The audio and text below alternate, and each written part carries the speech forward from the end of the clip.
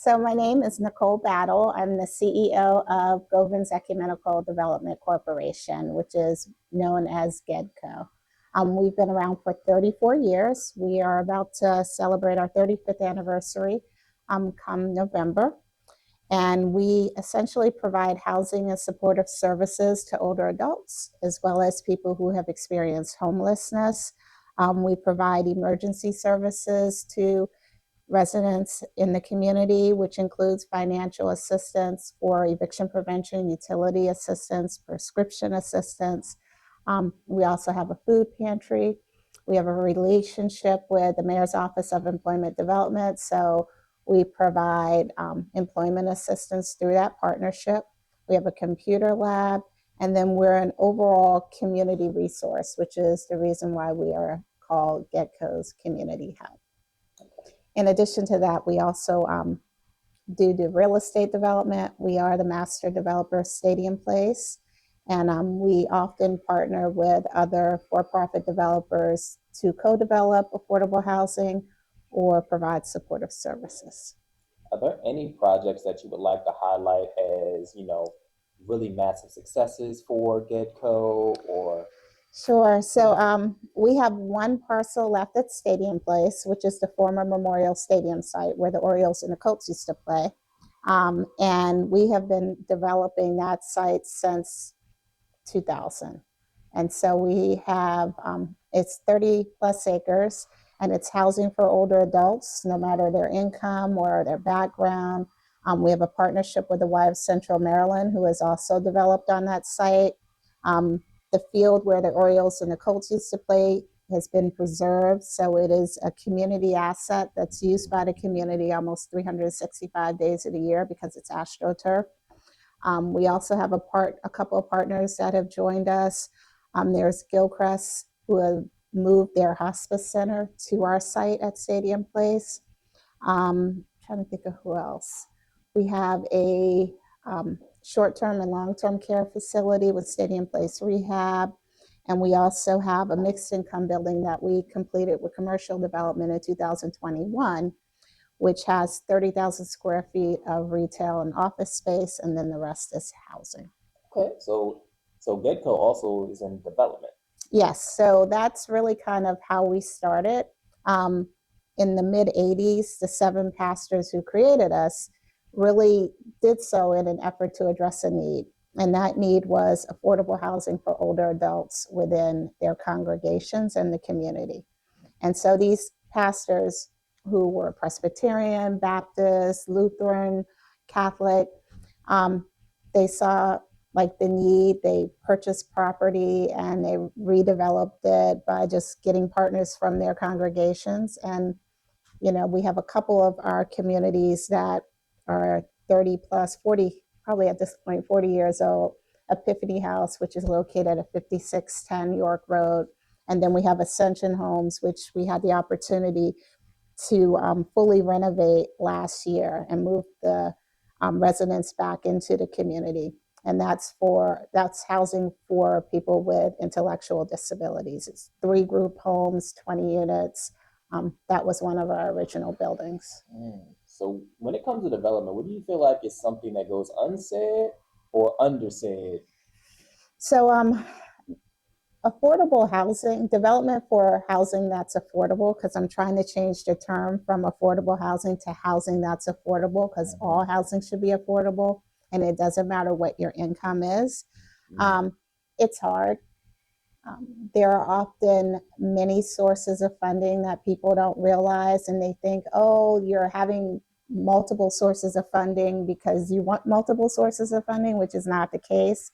It's in an effort to secure a mortgage that's going to pay your expenses, you need to reduce the mortgage needed to make your project feasible, because you're not going to get the revenue that a market rate project would. So with market rate projects, there's a higher rent, therefore there's more revenue to service the debt. With affordable housing, because your rents are lower so that they are affordable to certain populations, you have to subsidize that development cost with grants. And for housing that's affordable, it's often hard to get all of the grant sources that you need or the subsidy.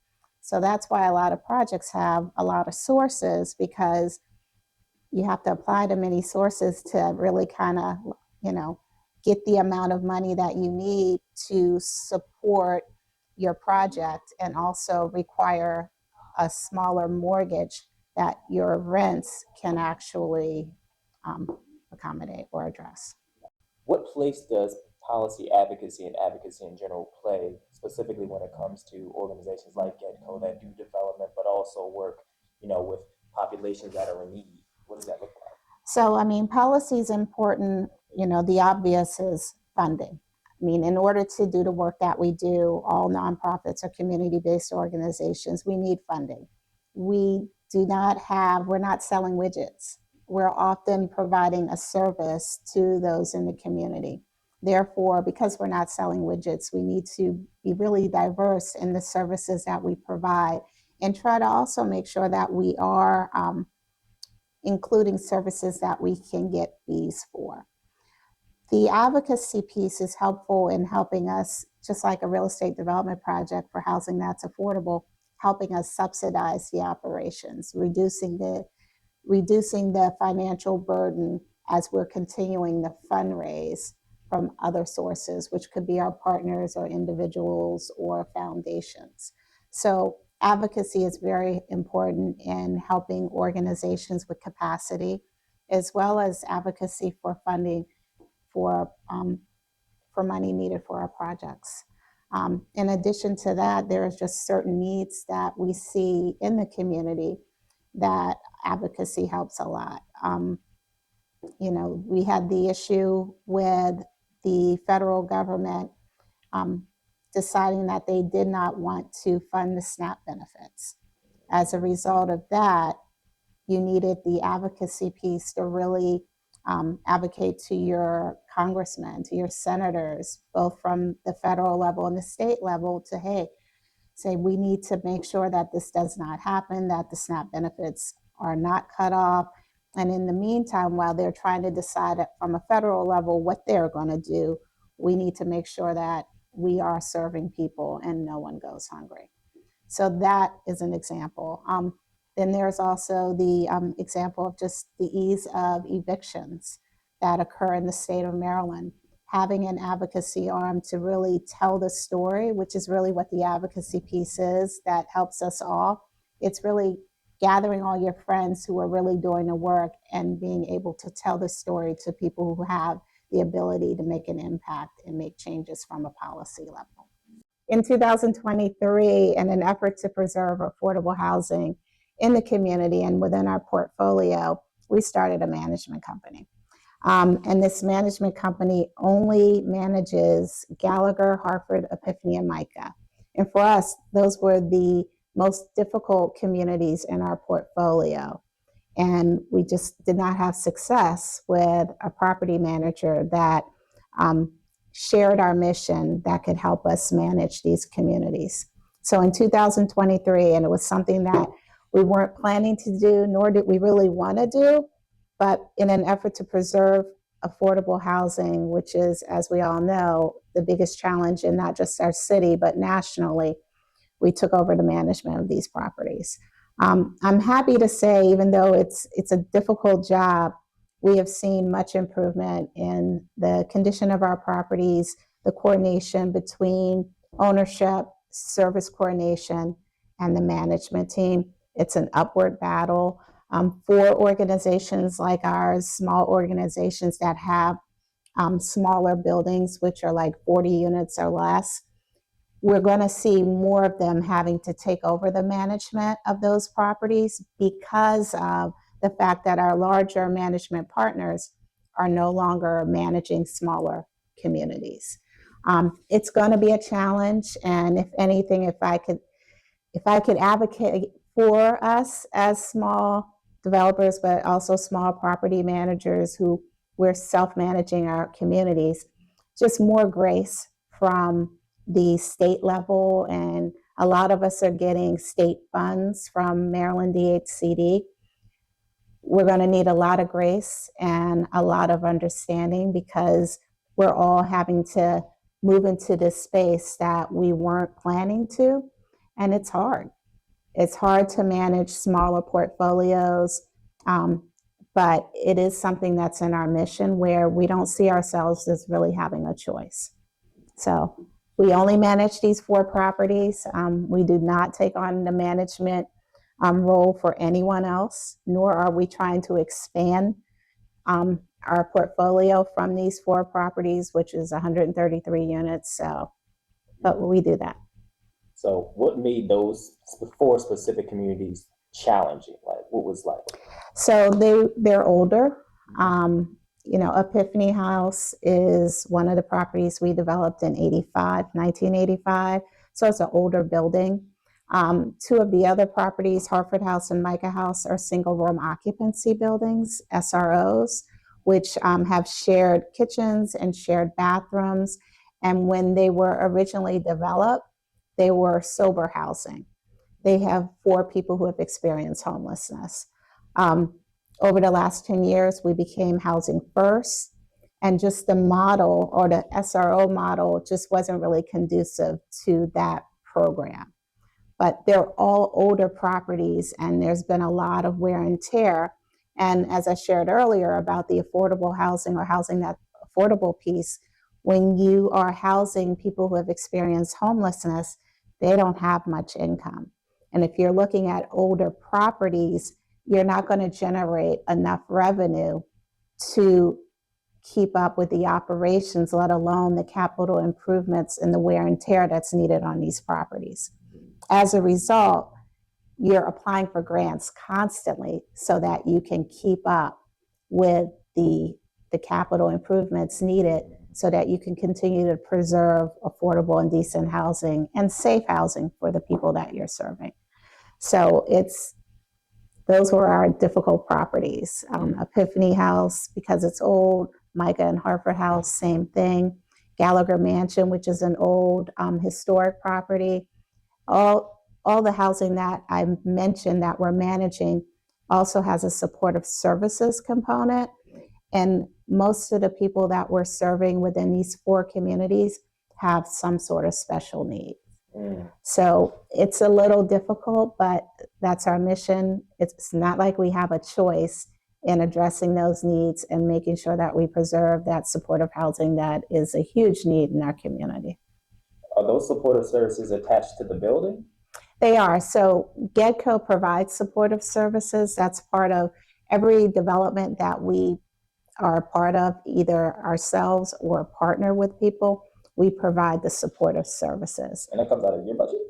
It comes out of the project's budget. If there's not enough in the project budget, it comes out of GEDCO's budget, which involves us just fundraising a little bit more to make sure that service component is available. That sounds particularly challenging.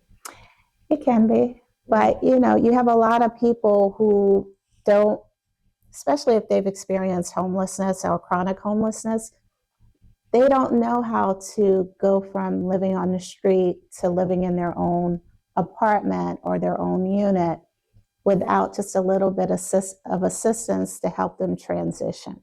And so with that, we have service coordinators who help them create goals. And as a result of that, some of our residents may age in GEDCO, so they may leave the SROs and live in our older adult housing. Some of our residents, if they choose to participate, they meet up with Will, they get jobs. Some have been able to get higher degrees. We have this one gentleman who's in our older adult housing who, when he started with us, he was suffering from addiction, but he was able to get his undergrad and his master's degree and also reconnect with his family. I mean, that's just one of the success stories, but if it wasn't for our supportive services team just being there, he may not have progressed and followed that path. But it's really important to have that supportive services component, especially even for our older adults, teaching people how to advocate for themselves, which is something that may have been lost as they've gotten older or when they were raised. It's really interesting just really our expectations on individuals, assuming that they were taught things when in fact they may not have. Mm-hmm. And so we're so quick to judge when we're talking or when we're interacting with individuals, and we're just like, well, why don't they know that? And it's a lesson I learned by being a parent. I look at my daughter and I'm just like, why didn't she know this? But then I have to look back. I'm like, did I teach her? Mm-hmm. And for me, it has allowed me to have a little bit more grace than I've had in, the beginning of my career, because I understand if people aren't taught, then they can't do better. Mm-hmm. And so we need to stop making assumptions and just, break it down. Do you know how to do this? If not, let me help you. Mm-hmm. So you've been knowing CDN and our executive director, Claudia Wilson. Mm-hmm. What do you feel like is the specific impact of an organization such as CDN or of a person like Claudia Wilson? Well, I am a big supporter and fan of Claudia. It's interesting that I met Claudia right when she started as the executive director of Community Development Network. And just like a lot of organizations who are doing great work, she's phenomenal. She's done a lot of that work by herself. She's worked very hard to get the necessary partnerships in place so that she could have, or CDN can have, a greater impact in the advocacy space. And she works tirelessly. And I feel like maybe she doesn't get as much credit as she should, but she should. She's awesome. She's awesome. And I'm very happy to consider her a friend, personal and professional, and also as a great partner. Community Development Network, it's really interesting. I have a unique history with the organization because I remember when it was created, and it was ABCD, Asset Building Community Development. And it was a small group of community leaders at the Reed building before it became a hotel. And basically they got together to really create an organization that was going to help nonprofits and also build communities in Baltimore City. So to see the evolution of ABCD to CDN, Community Development Network, where it's expanding throughout the state of Maryland is awesome. And having a partner like CDN that understands our needs and what we need to have in order to do the work we do is great. That's why we are and we continue to be a supporter of CDN. It's a partnership for community development. And without partners like CDN, we can't do what we do. What do you feel like is a benefit that goes understated when it comes to being a membership organization in CDN? Well, for CDN, and just we're kind of like a member organization as well, or membership organization. But for CDN, members or partners have to contribute in order for CDN to thrive and to do the work that they do. And I think what often is forgotten is the fact that these partnerships that are benefiting from that work also need to invest in the organization that is helping them benefit in the work that they do, and also get the resources they need to really make an impact in Baltimore City or in the state of Maryland. And so as a partner of CDN, that's what we should be doing. Anyone who benefits in any sort of way should be contributing to CDN, because without that, CDN wouldn't exist. And we've seen it. We've seen some of our nonprofit partners where if people aren't investing in them, in the work that they do, they close their doors. But CDN is so important, just for the simple fact that they've been around so long, and Baltimore City and the state of Maryland has greatly been impacted by their efforts. And it's a way where lots of like-minded people can get together. And when you have a lot of people saying the same thing, as opposed to just one person saying one thing, people listen. And so CDN provides that type of platform or space. But so last question. So Nicole, Yeah. One of the big things that we like to emphasize is the human behind the work. So, Nicole, tell us a little bit about yourself. How did you get involved in this work? Why do you continue to do the work? Um, let's see. Baltimore about to run you about it here. Oh my gosh. So I can speak on, so I'm originally from Washington, D.C. And I think as it relates to creating housing that's affordable, that doesn't look like it's housing that's affordable for one, particular race. Living in DC, when I used to drive around with my mom or go different places, you can kind of look at housing and say, oh, Black people live there or white people live there. And so for me, one of the things I wanted to do is I wanted to impact policy and change that. I didn't like the fact that you could look at housing and see what kind of race of people live there. And so I've been very fortunate in just the opportunities that I've had professionally where I could work with like minded organizations that felt the same way.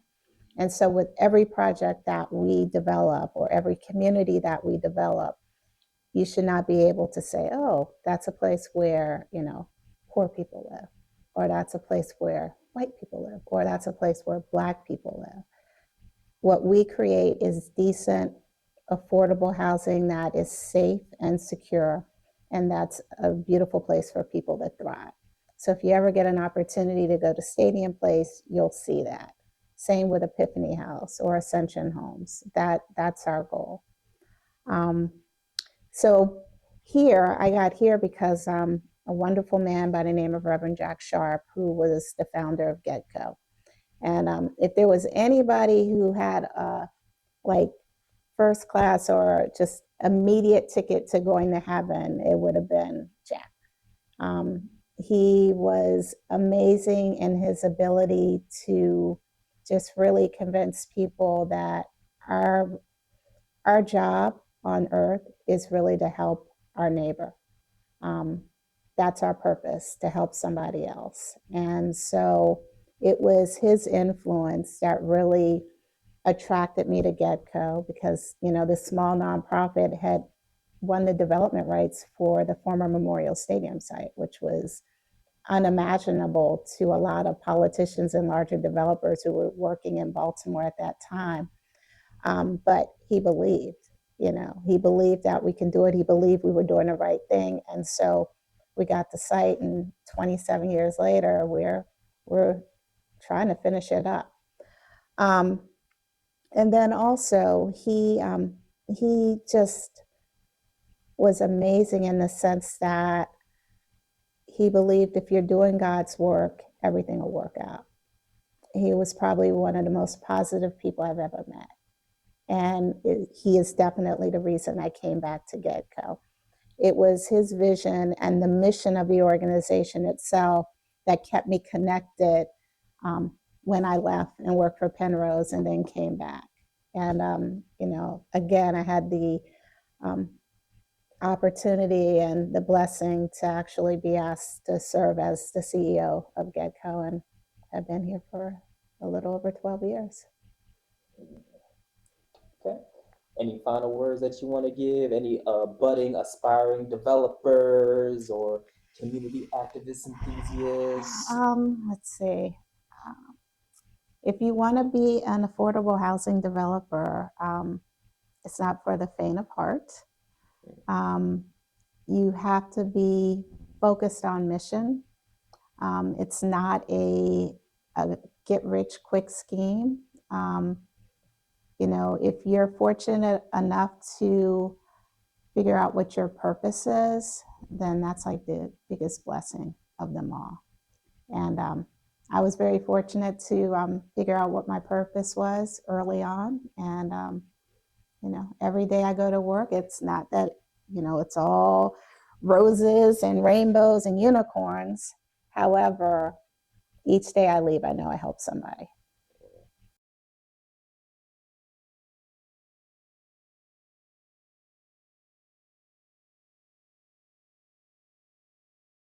In the front here, we help people with utility assistance, eviction prevention assistance, prescription assistance, and any other housing needs or resources that they need that they're not aware of.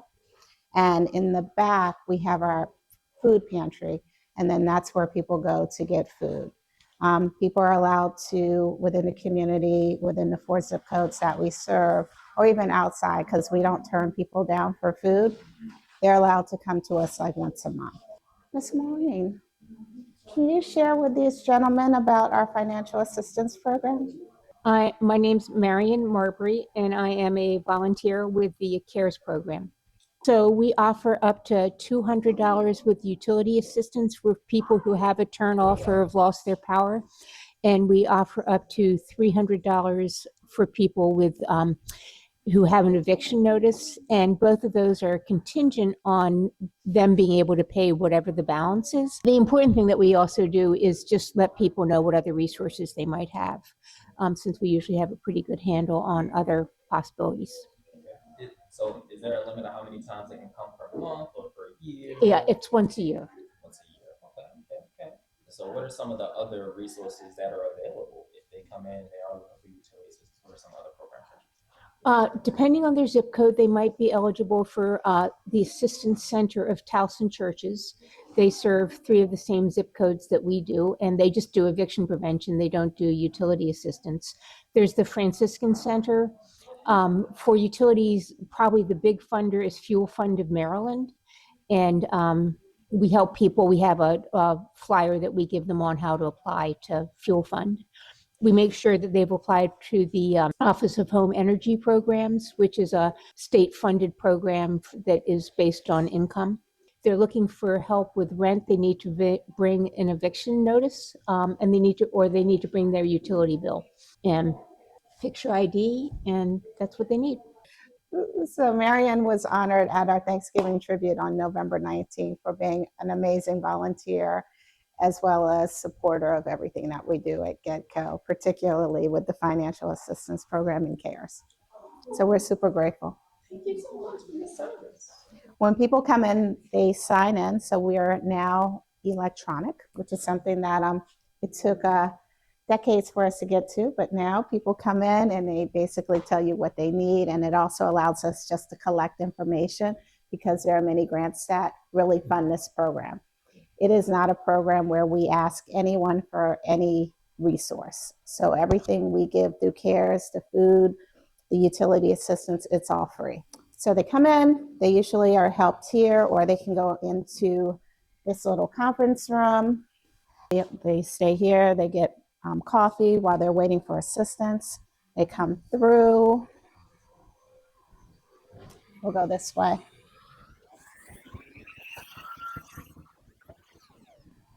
So this is where our finance department is. And then we also have a relationship with the Mayor's Office of Employment Development. So there's Will Calhoun, who sits in this space. So anyone in the community is not dependent on zip codes. We're looking for a job, looking for assistance, and I'm writing their resumes, interviews, applying for jobs, all that. They come to Will, and Will helps them. And he's here, I think, 3 days a week. It's all free. It's all free. And then we have a computer lab where anyone in the community can use our computer lab if they want to apply for applications, apply for assistance. They're not charged. If they have interviews, you'll see we have cameras on our screens. This is where they come. So if you could guesstimate, how many people would you say that GEDCO services per year? Per year, definitely over 4,000. This is the food pantry. So this is where we have fruits and vegetables, but we also have meat at our pantry. We get donations, and then we also buy food from the, from USDA or Maryland Food Bank. Our pantry is really full today because the Senator Theater every year hosts a food drive for us on Saturdays and Sunday. It's usually like right before Christmas. And for people who want to come see It's a Wonderful Life, all they need to do is bring a canned food or a bag of food, and then they usually donate to GEDCO. So they had that event this past weekend. So we got a lot more food than we normally do. The pantry is open on Mondays, Thursdays, and Saturdays. So Mondays it's 9 to 12, same on Thursdays. And then on Saturdays, I think it's 10 to 12. If you come by, we're never going to say no to anyone who needs food, even if they're in our zip codes or not, because, you know, we don't want anybody to be hungry. So the great thing about the CARES program or our food pantry is it's really run by volunteers, majority of our staff. We have one staff person, which is Quenisha Richardson, who's our Director of Community Services, but really a lot of our labor is from volunteers. How many volunteers would you say work at GEDCO right now? It all depends. I think we fluctuate depending on projects from maybe, from maybe 5 to 150, depending on what's going on. Yeah, we probably have more than that. Hi, ladies. My name's Kate O'Neill, and I'm a volunteer, and I love working here. Thank you. What's your name? You know, we try to be generous as we can. We have items that are kind of overflowing. Like right now from Thanksgiving, we have a lot of pumpkin and cranberries, so we'll just choose whatever to eat. So over across the way, it's really just offices. So we have cubicles, our real estate development intern. Over there is our community services intern. These two cubicles in this office is for our resource development department, who help us fundraise with operations, and also they do volunteer management and nurture the relationships with our member organizations. We have 56 member organizations that include churches, institutes of higher learning, hospitals, and community associations that help us implement mission. So those ladies probably came from one of the churches that are our community partners. So as a membership organization, what do you feel like is the specific challenge of being a membership organization? Well, for us, because we were started really by 7 pastors of various denominations, our members started as actually faith-based organizations. And so GEDCO was seen as a way for those churches and also synagogues to really reach out to the community. Some churches, or a lot of churches, don't have a community services arm, so they use GEDCO as a way to really give back to the community. So a lot of our donations all come from our member organizations, individuals or from the organizations themselves.